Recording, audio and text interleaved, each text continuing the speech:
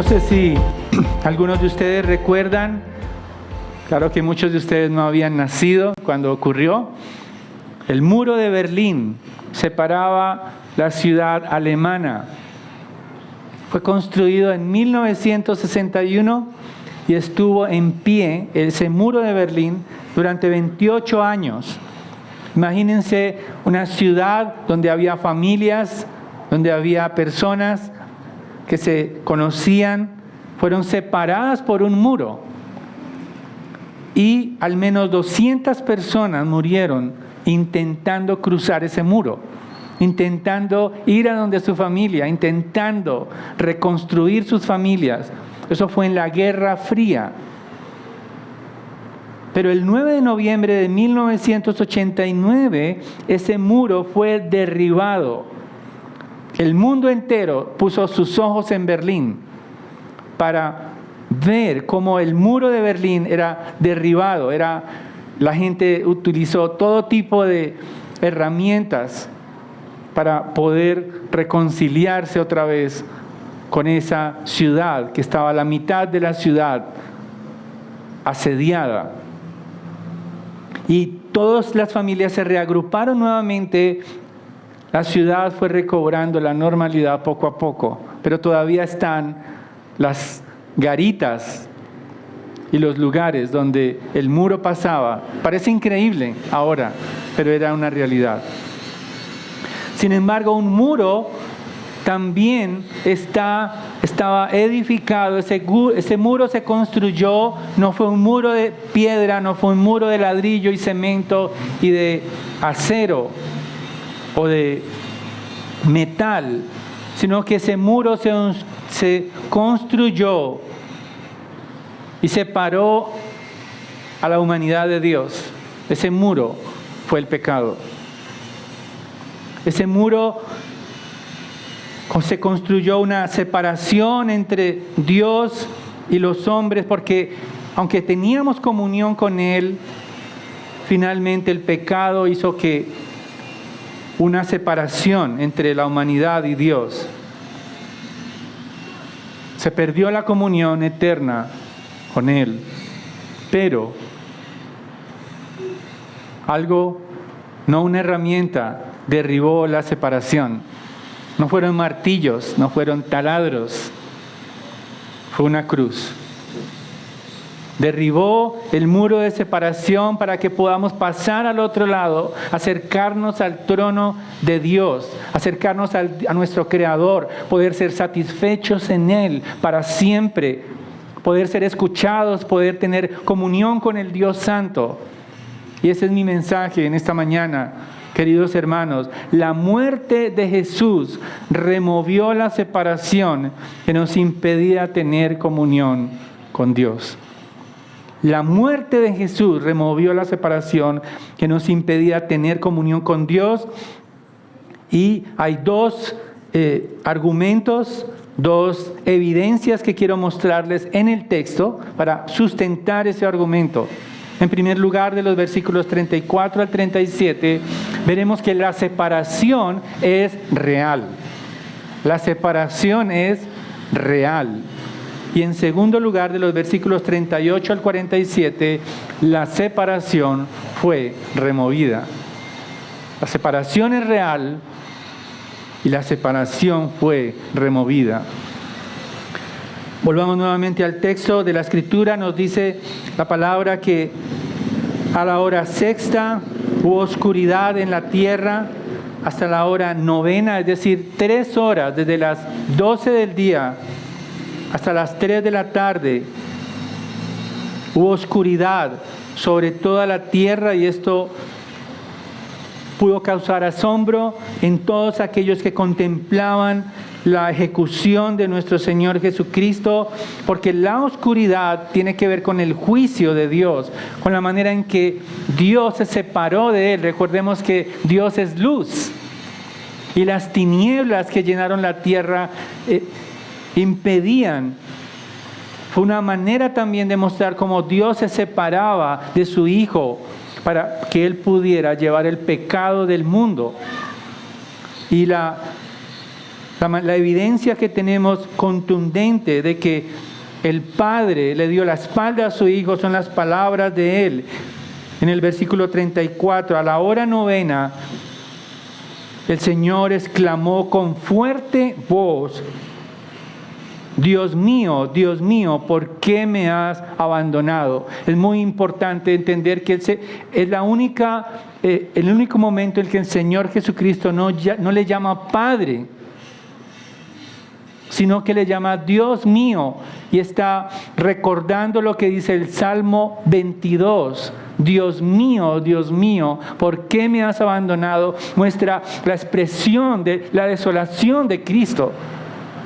En la cruz, imagínense, después de la agonía de estar allí por 6 horas, colgado del madero, en aflicciones profundas, en medio de la oscuridad, próximo a la muerte. Y lo peor de todo es que Dios mismo, el Padre, no está con él. Recordemos que él allí en el bautismo, con Juan el Bautista, allí él dijo: este es mi Hijo amado en quien tengo complacencia. Pero además él ratificó que es el Hijo de Dios en la transfiguración, mostrando revelando su deidad, su gloria. Y ahora él está allí, separado del Padre. Las palabras que vemos allí, Eloí, Eloí, están en arameo, lema sebactani. Marcos las traduce para nosotros, para que podamos entender que el Señor estaba recibiendo la maldición del pecado por nosotros, como dice Gálatas capítulo 3, versículo 13. La ira de Dios estaba sobre él como un sacrificio. Los sacrificios en el Antiguo Testamento, como en algún momento vemos en la palabra, Elías ofreció sacrificio y los sacerdotes de Baal ofrecieron sacrificio, pero el sacrificio de Elías fue consumido por el fuego. Y ahora el sacrificio eterno de Cristo en la cruz está siendo consumido como por el fuego de Dios sobre él. Está el fuego que consumía los sacrificios. Ahora nuestro Señor está recibiendo toda la contundencia de la ira de Dios sobre él. Pero todos los que le rodeaban no entendían lo que estaba pasando. Por eso se acercan con vinagre para darle a él, y ellos dicen algo ridículo. Dice el versículo 35, algunos de los que estaban allí al oírlo decían: miren, está llamando a Elías, porque él decía en arameo, Eloí. Estaban tan confundidas estas personas que en medio de la oscuridad no temían a Dios y se estaban burlando de él. Dicen ellos: uno corrió, empapó esponja en vinagre y poniéndola en la caña dio a Jesús a beber, diciendo: dejen, veamos si Elías lo viene a bajar. Ellos querían ver un espectáculo. Ellos están burlando del rey moribundo. Ellos no entienden lo que está pasando allí. Como este mundo no entiende a Dios, no entiende el Evangelio, no entiende que está en perdición, no entiende que está en bancarrota frente a Dios. Y aún a pesar de todo eso se burla de Dios, hace chistes de Dios, porque no entienden, están ciegos. Esa oscuridad que llenaba y que rodeaba en ese momento toda la tierra es la oscuridad que hoy también está en el corazón de aquellos que no confiesan a Cristo como Señor y Salvador, aquellos que rechazan el Evangelio, aquellos que siguen su ruta de pecado materialista, hedonista. Ellos están en oscuridad y son como estas personas porque necesitaban ver la luz de Cristo, pero eso no se produciría hasta que Él muriera. Era necesaria la muerte de nuestro Redentor. Y tenemos que tener claro que el Señor Jesucristo murió, dice el versículo 37, pero Jesús, dando un fuerte grito, expiró. El Señor gritó porque Ningún moribundo en la cruz podía hacer eso. Nadie que hubiera sido flagelado como el Señor, azotado al punto que estaba tan adolorido, tan débil que tuvo que ser ayudado para llevar el madero de la cruz, después de haber sido clavado, estar 6 horas allí en agonía, pero Él exalta, o más bien expresa un fuerte grito, y era la manera soberana y voluntaria en que Él despedía su espíritu de su cuerpo. Él tenía el control en su muerte. Él está demostrándoles a todos y aún a nosotros que su muerte fue voluntaria, porque quienes agonizaban en la cruz duraban días allí. Ellos, precisamente era la manera en que Roma exponía a los rebeldes. Él fue clavado en la cruz como un rebelde al Imperio Romano, junto con otros 2 rebeldes, como si él fuera el líder de la pandilla, reemplazando a Barrabás. Ellos duraban allí días en ese escarnio público, al final morían de sed.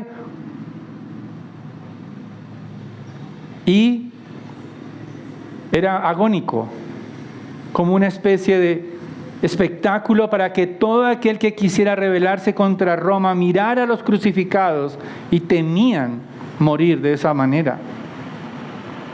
Pero el Señor Jesucristo tiene el control de su muerte en sumisión al Padre, y algunos comentaristas, aún estudiosos de la medicina, dicen que el Señor Jesucristo murió por la rotura de su corazón. Su corazón fue partido. Su corazón se rompió de amor por nosotros. Él entregó su vida. A un Pilato, después, él estaba acostumbrado a que los crucificados duraran allí varios días, pero cuando le informan, más adelante vemos como José de Arimatea se acerca a pedir el cuerpo. Él duda de que haya muerto, porque han pasado solo 6 horas. Pero el control de la muerte la tiene el mismo Señor Jesucristo. El centurión le confirma a Pilato que él ha muerto, porque la muerte era necesaria para satisfacer la justicia de Dios. Dice R.C. Sproul, un teólogo, la muerte era necesaria porque la justicia de Dios tenía que ser satisfecha, porque la paga del pecado es muerte. No hay otra salida. No había otra manera de ser justificados sino con la muerte de Cristo, el Rey. Por lo tanto, la separación fue real. La separación es real para Cristo. Él dijo, Dios mío, ¿por qué me has abandonado? Y la separación es real de aquellos que viven sin Cristo. Porque muchos están separados de Dios y les parece fácil estar separados de Dios, pero van en un camino a la muerte eterna. Entendamos eso, que aquellos que citan a Dios, quizás ellos llevan sus vidas con salud, tienen dinero, tienen fortaleza, disfrutan de toda la creación que Dios les ha dado, no agradecen a Dios, pero están separados de Dios. Entendamos eso. Hay una expresión teológica llamada la gracia común. Significa que todos, como dice el Señor Jesucristo, buenos y malos recibimos la luz del sol, la lluvia, todos buenos y malos, pero aquellos que no están en Cristo, están separados de Dios, son enemigos de Dios. Les parece fácil vivir para sus deleites, hacen chistes sobre la muerte, pero pareciera que ellos están en una vida más holgada, más tranquila. Ellos no les preocupa dormirse y morir, no les preocupa la muerte. porque están separados de Dios, no tienen la conciencia ni los sentidos espirituales avivados por el Espíritu Santo de Dios para temer a Dios. No, pero su final será frustrante, porque el dolor y la agonía que está sintiendo el Señor Jesucristo en la cruz, el Rey de Gloria, es comparado al infierno que merecen y que merecíamos nosotros.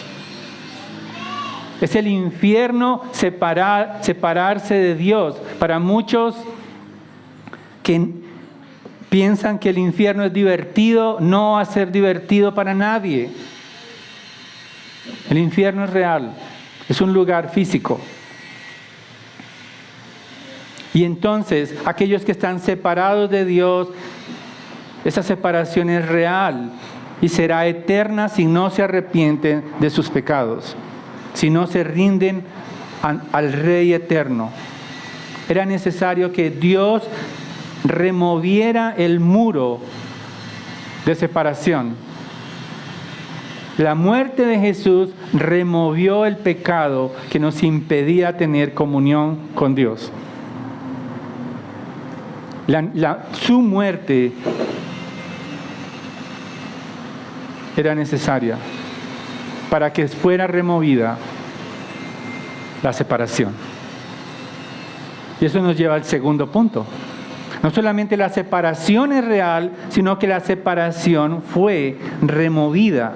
Y notemos cómo en el versículo 38, inmediatamente el Señor expiró, entregó su espíritu, controlando su muerte. El velo del templo se rasgó en dos, de arriba a abajo. Ahora tiene sentido lo que leíamos en Éxodo, capítulo 26.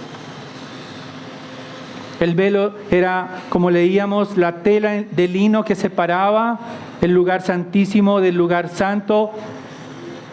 Solamente la sangre de un cordero podía dar acceso al propiciatorio, donde la ira de Dios era aplacada por la sangre para no matar al pueblo, para no matar al sacerdote. Y era el lugar donde Dios tenía comunión con su pueblo. Y los efectos que Marcos está mostrando son inmediatos. Cuando el velo se rasga, solamente la mano de Dios pudo rasgar ese velo. Ese velo ya era en el templo, no en el tabernáculo, ese lugar santísimo. El velo se rasgó de manera sobrenatural porque Dios estaba aprobando la muerte de su Hijo como propiciación de nuestros pecados para que la ira de Dios por nuestras maldades fuera removida, para que podamos entrar en ese lugar santísimo y disfrutar de la gloria de Dios, de su Espíritu en nosotros, lo cual era imposible por la ley.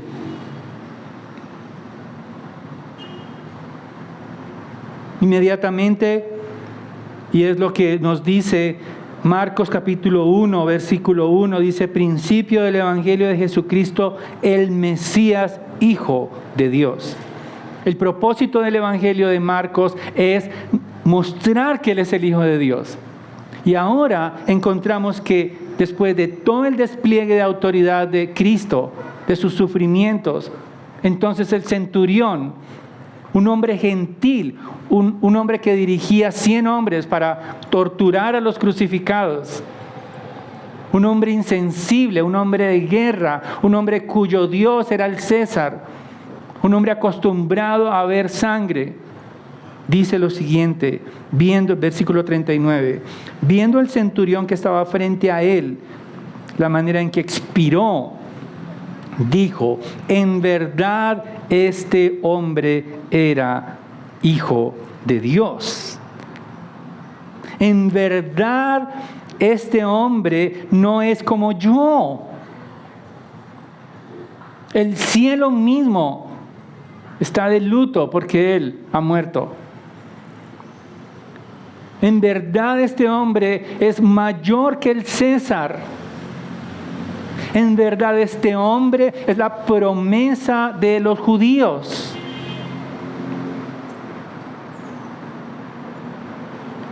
Y en verdad fue probablemente el primer creyente en Cristo. Inmediatamente fue testigo de su muerte. Un romano despiadado, indigno, pudo creer. Solamente la muerte de Cristo removió el pecado para que pudiéramos tener comunión con Dios. Solo la muerte de Cristo le dio la claridad a este hombre para entender que Jesús es el Hijo de Dios. Pero no solamente este hombre, el primer creyente, sino también las mujeres creyeron. Dice el versículo 40 que había mujeres, y las mujeres generalmente lideran la devoción al Señor, porque los discípulos de Jesucristo no son mencionados allí en su muerte. Están huyendo despavoridos, como Pedro. Solo después de la resurrección daría su vida por el Maestro, por el Rey. Mientras tanto, las mujeres están por nombre, es decir, eran creyentes, eran mujeres piadosas: María Magdalena, María la madre de Jacobo, el menor, y de José, y Salomé. Estas mujeres estaban con Jesús y no dejaron de servirlo aún en su muerte. No dejaron de amar a Cristo aún en su muerte. Estaban pendientes de dónde pondrían su cuerpo, porque más adelante querían ungirlo como un rey. No como el culpable, sino como el único rey verdadero. Mujeres valientes. Los discípulos no son mencionados por Marcos. Parece que solo Juan se acercó cuando el Señor le dice: he ahí a tu madre, he ahí a tu hijo. Pero Marcos está mostrándonos que los indignos son los primeros en creer en Jesucristo. El centurión, las mujeres, este grupo de mujeres que no tenían poder, mujeres que no tenían ningún ejército, mujeres que simplemente eran despreciadas por la cultura judía, o más bien por la cultura pagana de ese tiempo, mujeres discriminadas, mujeres que ni siquiera podían ser su testimonio valedero como un testimonio para un juicio. Pero las mujeres estuvieron allí y servían, aún estaban dispuestas a servir al cuerpo del Señor en su funeral. Queridas mujeres, siempre, y es algo que en las iglesias, siempre las mujeres están adelante, son mayoría. No quiero contar en esta mañana, pero estoy seguro que son mayoría quienes aman a Cristo. Hombres, necesitamos recobrar el liderazgo de nuestros hogares, de nuestras familias, el liderazgo espiritual con valor para glorificar a Cristo. Necesitamos recordar que como hombres estamos llamados por Dios a ser un ejemplo en nuestro hogar, nuestra familia, en nuestro trabajo, en integridad. Pero no solamente las mujeres creyeron, querían estar cerca del rey para ungirlo, sino que José, ahora sí aparece un hombre valiente. Dice que al atardecer José de Arimatea era miembro prominente del concilio, es decir, que era miembro del Sanedrín judío. Él estaba tomando muchos riesgos para pedir el cuerpo de Jesús. ¿Cuál era el destino del cuerpo de un crucificado? Tenía probablemente dos destinos. El primero, que su cuerpo se desintegrara en la cruz. Y las aves de rapiña,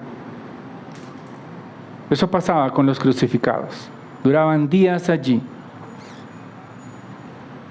Pero otra opción para los crucificados culpables era el lugar de un basurero llamado Gehenna, de donde sale la palabra infierno. Eran quemados los cadáveres de los crucificados. Pero el Hijo de Dios no podría seguir esa ruta. José de Arimatea, miembro prominente del concilio, esperaba el reino de Dios, y para que haya un reino de Dios, él esperaba al rey. Y lo sepultó como un rey, en un sepulcro nuevo. Es costoso adorar a Cristo. Dice el versículo 43, llenándose de valor, entró donde Pilato pidió el cuerpo de Jesús.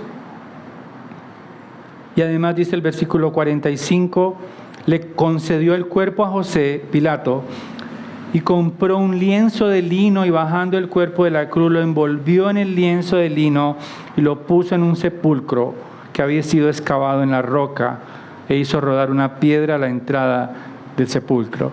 En otras palabras, el Señor Jesucristo fue sepultado con los ricos.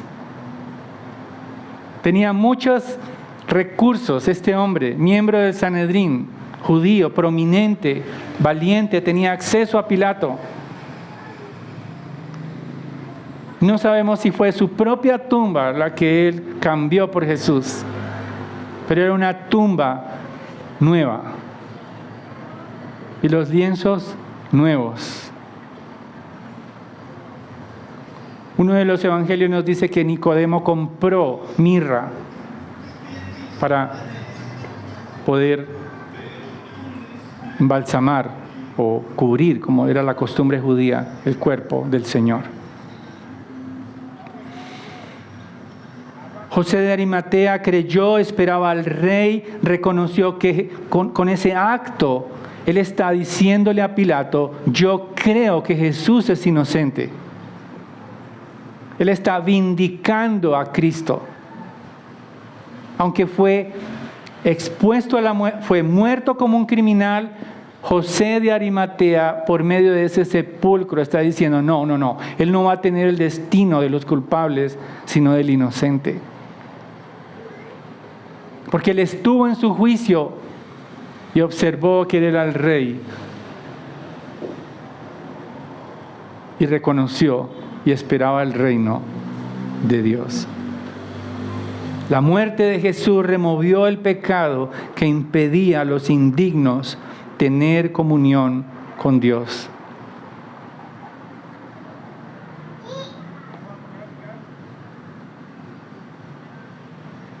El acceso a Dios ha sido removido para que podamos adorarlo.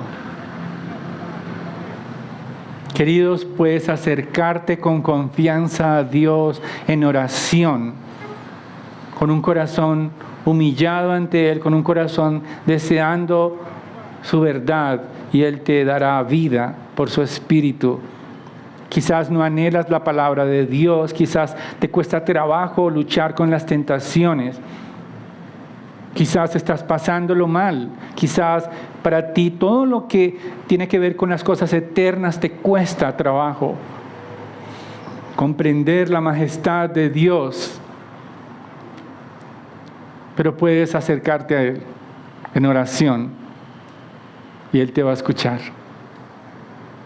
Él, nuestro Señor Jesucristo, removió el pecado que nos impedía tener comunión con Dios. Y cualquier lugar puede convertirse en un lugar de adoración a Él. Ya no es el templo judío, ni siquiera este lugar es el templo o la iglesia. Cuando hablamos de la iglesia, hablamos de un lugar geográfico, pero ahora la adoración es en espíritu y en verdad. Podemos acercarnos a Él para ser santificados, para recibir fortaleza, para honrar a Cristo, aún en nuestras decisiones más pequeñas. honrar a Cristo aún en las cosas, en los detalles de la vida cotidiana, para que Él sea nuestro Rey, donde quiera que estemos, en el trabajo, en el hogar, en el mío, en el tuyo. Donde quiera que estemos, Dios puede ser adorado por sus hijos, viviendo conforme su voluntad, adorándole en nuestros pensamientos. Quisiera preguntarte en esta mañana, ¿qué barreras te impiden adorar a Dios en este tiempo? La muerte de Jesús removió el pecado para que estas barreras no sean barreras y puedas adorar a Cristo en cualquier lugar. Cualquier lugar se volverá tu lugar de adoración, para que juntamente con Cristo puedas oponerte a tus deseos pecaminosos y trabajar disciplinadamente para honrar a Dios aún en cada decisión pequeña, en cada paso, en la vida cotidiana, donde te encuentres. Porque la muerte de Jesús removió el pecado y nos impedía tener comunión con Él. Vamos a orar. Padre, te damos gracias en esta mañana porque tú rompiste, rasgaste el velo que nos separaba de la majestad de tu señorío. Ayúdanos, Señor, como leíamos en tu palabra, aún hombres duros de guerra se conmovieron ante ti. A un hombre religioso, quizás fue movido a compasión, fue sensible para adorarte aún en la muerte de tu Hijo. Como estas mujeres, Señor, valientes, danos la valentía, danos el valor, danos la suficiencia en Cristo para adorarte cuando nos veamos tentados a deshonrarte. Podamos usar el acceso que nos has dado hacia tu trono en oración, donde quiera que estemos, para depender de ti y no de nosotros, de nuestras fuerzas. Te lo pedimos por Cristo Jesús, nuestro Redentor. Amén.